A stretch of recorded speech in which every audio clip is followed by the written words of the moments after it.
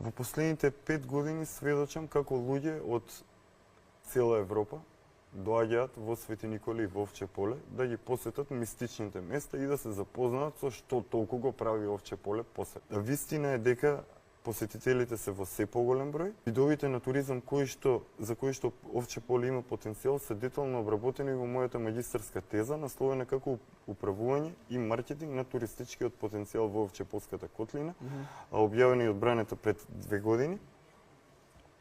Во Свети Николе има огромна потреба од канцеларија за управување со туристичката дестинација Овче поле, затоа што Овчеполието ја опфаќа не само општина Свети Николе, туку зафаќа дел и од други соседни општини, па и од други региони во Македонија, административни по однос како е поделено денес. Целта е развој на туризмот и на целата економија.